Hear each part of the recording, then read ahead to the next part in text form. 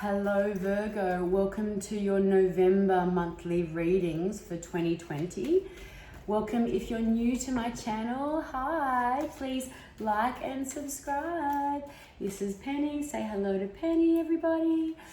Okay, welcome cross watchers. So if this resonates, like, share and subscribe. If it doesn't, please check your moon, your rising and your Venus.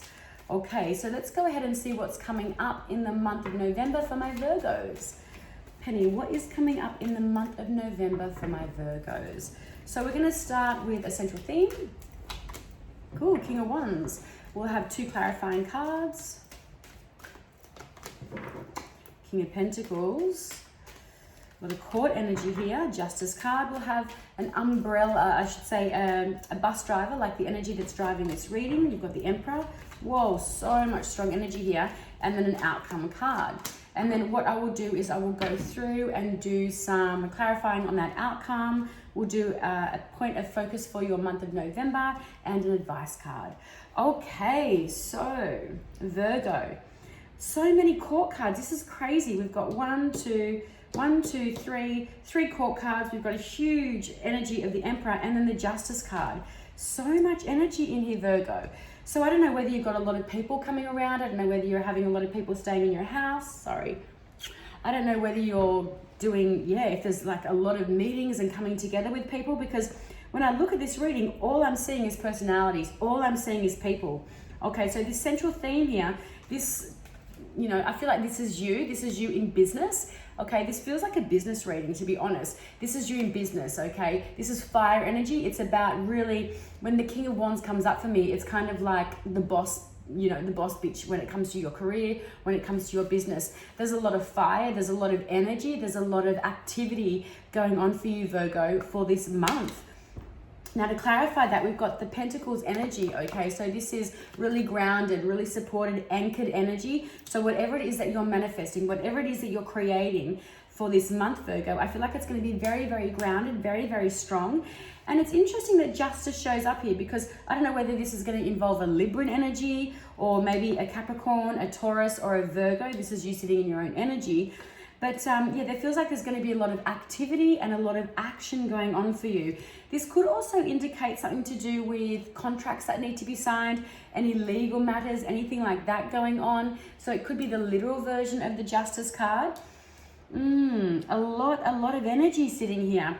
What's driving this reading, Virgo, is you've got the Emperor. So very, very, very strong Aries Mars energy. This is somebody, this is the kind of person, and this is literally probably where the Emperor would either sit at the bottom or the top of this reading, guiding it, charging it forward, or being in charge and overlooking it, right? This is somebody who is very, very anchored, very grounded, very in charge, very strong energy, somebody who has, thank you, that's very sweet. Somebody who has, this is somebody who is very giving. This is somebody who is very, they're more mature, so it's an older energy. This whole spread is kind of older energy. There's no one really young sitting in this spread. So this can be male or female, so it's non-gender, but it does feel like it's more mature, Virgo. It feels like you're going to be dealing with adults, I want to say. But the person that this is sitting under this is somebody who is, just very, very confident in their gifts, confident in their abilities. They're also somebody who has kind of already done the work, so that they're able to sit back. They're able to sit back and direct the energy to where it needs to go, okay? It's kind of like the boss. So this is what's sitting at the bottom of this spread. This could be father energy, it could be grandfather energy, it could be your boss energy as well. Like I said, this is definitely somebody who's a little older and a little mature, male or female. So grandmother and things like that. Your outcome card, the Knight of Wands, sits at the outcome card here. When this shows up, this often shows up in a reading as a literal move. So it could be moving house, moving jobs, moving career, moving towns, moving probably not moving countries at the moment, right? But this is actually usually about a move in one way or another.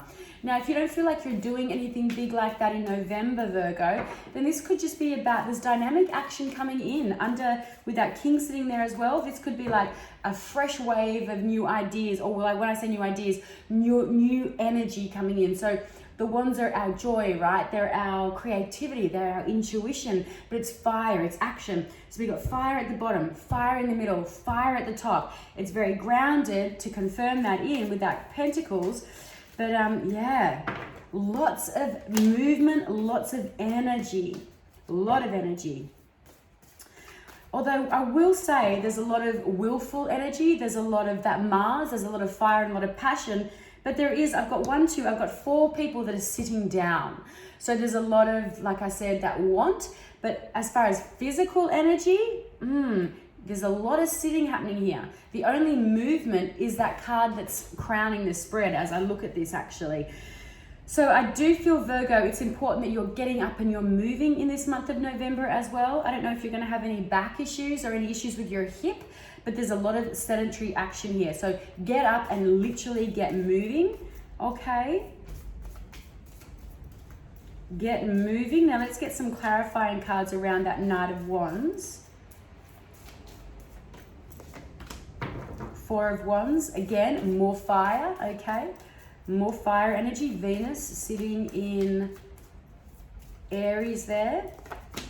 And 4 of Swords. Whoa, 2 4s sitting on the end of that Knight. 4 of Swords is Jupiter in Libra. Okay, so let's look at this energy. So we've got a lot of, notice how she's not moving either. This is time to go in. This is rest. This is nesting literally. So if you are thinking about moving, then there's a period of nesting that's going to be coming through for you. And then this is going to feel really, really good because this is the 4 of Wands. This is celebration, right? Sun sits in Aries here. I should say, sorry, the Venus sits in Aries, which Venus is very much about the home. It's very much about beautifying the home, but it is a celebration at the end of the day. So once that movement happens, there's going to be a need for you to go in. There's going to be a need for you to integrate all this movement, this action, this intense energy. There's going to be a need to sit and integrate it, allow it to soften and settle, but it's going to feel really good, Virgo. It is going to feel really good. But I can't believe how many cards I've got of non-action. Sitting, sitting, sitting, sitting, going within, like literally 4 of Swords is about rest, complete rest and self-care, and the celebration around that. One movement card, that Knight of Wands, but it is literally the movement card of the whole deck.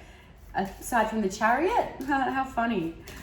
Okay, so let's get an area of focus for this month for you, of your life.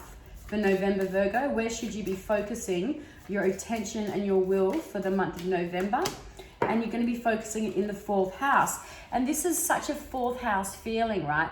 About nesting and going within. Because the 4th house is our roots and it's our ancestral roots, but within those roots, it's our house, it's our home. It could also be father energy as well, right? So your focus for November, Virgo, is going to be around the house, around your roots and around what makes you feel supported and nurtured, because Cancer sits in the 4th house. So Cancer is about, how we feel nurtured and how we feel, the things that we, sorry, I just got distracted by Penny then. The things that emotionally nurture us, right?